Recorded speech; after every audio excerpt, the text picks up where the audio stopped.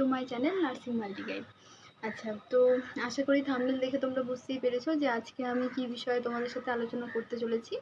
তো দেখো, যারা এএনএম জিএনএম এন্ট্রান্স এক্সাম দিয়েছো, জিএনএম ক্যান্ডিডেটস যারা রয়েছে, জিএনএমে যারা অ্যাডমিশন নেবে বলে ভেবেছো বা চান্স পেয়েছো জিএনএমে, তাদের একটা বেসিক কোয়ারি থাকে বা মানে টেনশন কাজ করে হস্টেল নিয়ে।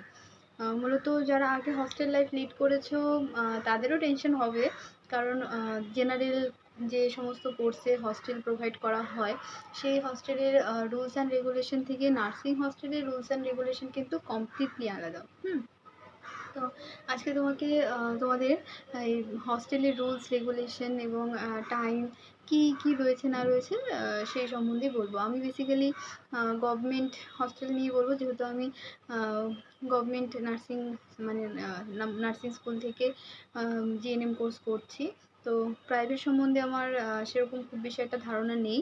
তো আমি চেষ্টা করব যারা গভর্নমেন্ট হস্টেলে তোমরা পড়বে পড়বে আর কি, কোর্স কন্টিনিউ করবে, তাদেরকে কিছু ভ্যালুয়েবল ইনফরমেশন প্রোভাইড করার। তো দেখো, ফার্স্ট অফ অল জিএনএম কোর্সে কিন্তু হস্টেল ম্যান্ডেটরি। তুমি যদি জিএনএম কোর্স করো তাহলে যদি সেই ইনস্টিটিউশনের হস্টেল থেকে থাকে এবং তারা যদি তোমাকে হস্টেল প্রোভাইড করে তাহলে কিন্তু তোমাকে হস্টেলের থেকেই কোর্সটা কন্টিনিউ করতে হবে, আদারওয়াইজ তুমি কন্টিনিউ করতে পারবে না। ঠিক আছে, এবার চলে আসছি রুলস অ্যান্ড রেগুলেশনের কথায়। তো দেখো, ওয়েস্ট বেঙ্গল গভর্নমেন্টের আন্ডারে যে নার্সিং ইনস্টিটিউশনগুলো রয়েছে, প্রত্যেকটা ইনস্টিটিউশন গভর্নমেন্ট হলেও তাদের হস্টেলের রুলস কিন্তু কমপ্লিটলি আলাদা। তো মানে কমপ্লিটলি নয়, কিছু কিছু সেম রয়েছে, কিন্তু বাকিটা ডিপেন্ড করছে অথরিটি এবং অ্যাডমিনিস্ট্রেশনের ওপর। ঠিক আছে, তো ফার্স্টেই বলবো যে দেখো, হস্টেলে তোমাকে সিঙ্গেল রুম কিন্তু প্রোভাইড করা হয় না। তোমাকে এসে অবশ্যই রুম শেয়ার করতেই হবে। সেটা কোনো হস্টেলে 6 জন করে একটা রুমে থাকতে হয়, কোনো হস্টেলে 4 জন, এর থেকে কম দেয় না। তো এরকম করে তোমাদেরকে রুম শেয়ার মানে সেই মেন্টালিটি নিয়ে আসতে হবে যে আমাকে রুম শেয়ার করে থাকতে হবে, কারণ অনেকে সেই অ্যাডজাস্টমেন্টটা থাকে না, কারণ যেহেতু আগে তারা হস্টেল লাইফে থাকেনি। তো সেভাবে তোমরা মেন্টালি প্রিপেয়ার হয়ে আসবে। দেখো, আস্তে আস্তে থাকতে থাকতে সবার সাথে ঠিক অ্যাডজাস্টমেন্ট হয়ে যায়, কিন্তু প্রথম প্রথম একটু প্রবলেম ফেস করতে হয় সবাইকেই। তো এই রুম শেয়ারের ব্যাপারটাও গেল। তারপর দেখো, হস্টেলে যখন তোমরা থাকছো তখন কিন্তু ডিউটি আওয়ার্স বা ক্লাস আওয়ার্স ছাড়া তোমরা কিন্তু যখন তখন হস্টেল থেকে বেরিয়ে যেতে পারবে না। তার জন্য তোমাদের অথরিটি পারমিশন ছাড়া, উইদাউট পারমিশন তোমরা কোনোভাবেই হস্টেল থেকে বেরিয়ে যেতে পারবে না।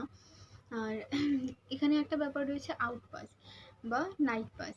তো আমাদের হস্টেলে আমাদের আউট পাস দেয় সপ্তাহে একদিন, মানে যে কোনো একদিন। থার্ড ইয়ারে উঠে সেটা যে কোনো একদিন হয়, মানে যেদিন ডে অফ থাকে সেই দিন।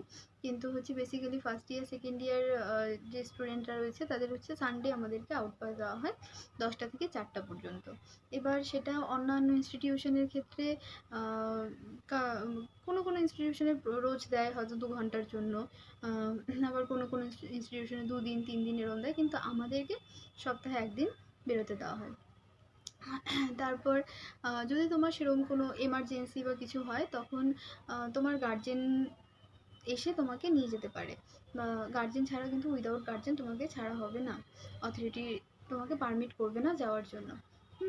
এবার হস্টেলে কোনো রকম কোনো ইলেকট্রিক গেজেট, যেমন ধরো ইলেকট্রিক ক্যাটেল, তারপর ইন্ডাকশন, কুকার, এই জিনিসগুলো কিন্তু একদম অ্যালাউড নয়। তো তোমরা যারা ভাবছো এখানে এসে মানে রান্না বান্না করে খাবে যদি হস্টেলে থাকো, সেটা কিন্তু একদম পসিবল নয়, কারণ কোনো রকম ইলেকট্রিক গেজেট কিন্তু হস্টেলে ইউজ করতে দেওয়া হয় না।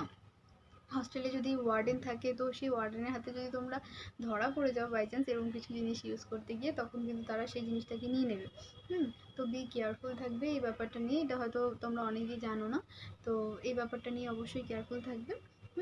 আর দেখো, প্রথম প্রথম তোমার মনে হবে যে সারাটা সপ্তাহ আমি বেরোতে পারবো না, সেই সপ্তাহে একটা দিন দেবে সেদিন বেরোতে পারবো, কিন্তু কি জানো, আস্তে আস্তে তোমার এটা হ্যাবিচুয়েটেড হয়ে যাবে। তুমি দেখবে যে ওই ডিউটি করা, ক্লাস করা, সব কিছুর পর না তোমার আর দিনের শেষে আর বেরোতেও ইচ্ছে করবে না। তো তোমাকে অ্যাডজাস্টমেন্ট করতে হবেই। কারণ নতুন একটা জায়গা, নতুন কোর্স, সব কিছু নতুন। এই নতুন তারপর হ্যাঁ, অনেকে আবার অনেক মানে বাড়ির থেকে দূরে আসে।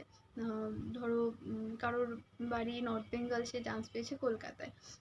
আমারই যেরকম, আমার নর্থ বেঙ্গল আলিপুরদুয়ারে বাড়ি, কিন্তু আমি নার্সিং করছি কলকাতায়।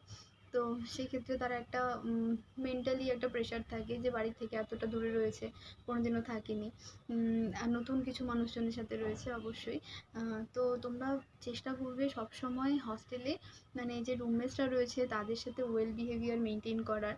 হ্যাঁ, আর অথরিটির সাথে ওয়েল বিহেভিয়ার মেনটেন করার। কারণ তুমি যত ওয়েল বিহেভিয়ার মেনটেন করবে, যত ভালোভাবে থাকবে, নিজেকে যত সেফলি রাখবে, তত তোমার তুমি তত মেন্টালি স্টেবল থাকবে, তোমার পড়াশোনায় তত কম এফেক্ট পড়বে সেটা, তাই না? তাহলে চেষ্টা করবে এই জিনিসগুলো মেনটেন করার। আর হস্টেলের রুলস অ্যান্ড রেগুলেশন বলতে আর সেরকম কিছু নেই, খুব যে স্ট্রিক্ট এরকম কিছু নেই।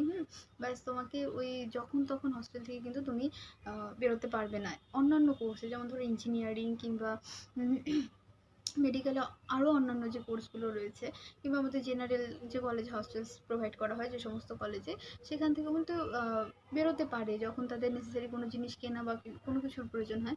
বাট এখানে কিন্তু সেটা একদমই নয়। এবং তোমাকে যে টাইম লিমিট দেওয়া হবে বেরোনোর আউটপাসের জন্য, সেই টাইম লিমিটের মধ্যে কিন্তু তোমাকে ফিরে আসতে হবে। এবার আসি নাইট পাসের কথায়। আমাদের এখানে ন্যাচারালি নাইট পাস দেওয়া হয় না। মানে কোনো কোনো ইনস্টিটিউশনে নিয়ম থাকে যে তাদেরকে মাসে একটা করে নাইট পাস দেওয়া হবে, কিন্তু আমাদের এখানে সেরকম কোনো রুলস নেই মাসে নাইট পাস দেওয়ার। যাদের বাড়ি কাছে রয়েছে ইনফ্যাক্ট তাদেরকেও নাইট পাস দেওয়া হয় না। একমাত্র কোনো গভর্নমেন্ট হলিডে কিংবা যখন সবাই ছুটি পাচ্ছে তখনই তারাও নাইট পাস অ্যাভেল করতে পারে। ঠিক আছে? তো আশা করি তোমরা যারা নতুন নার্সিং পড়তে আসছো তাদের এই হস্টেল রিলেটেড কোয়ারিগুলো আমি ফুলফিল করতে পেরেছি। আর এছাড়াও যদি তোমাদের হস্টেল রিলেটেড আরও অন্য কোনো কোয়ারি থাকে তোমরা আমাকে কমেন্ট করতে পারো, আমি চেষ্টা করব সেগুলোকে রিপ্লাই করার। এছাড়াও তোমরা আমাকে টেলিগ্রাম চ্যানেলে, আমার টেলিগ্রাম চ্যানেলে জয়েন হতে পারো, সেখান থেকে আমাকে মেসেজ করতে পারো, ফেসবুক বা ইনস্টাগ্রাম যে কোনো কিছুতে সোশ্যাল মিডিয়াতে আমাকে মেসেজ করতে পারো।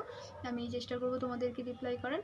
আর ভিডিওটা যদি তোমাদের ইনফরমেটিভ লাগে তাহলে অবশ্যই একটা লাইক, কমেন্ট, শেয়ার করো।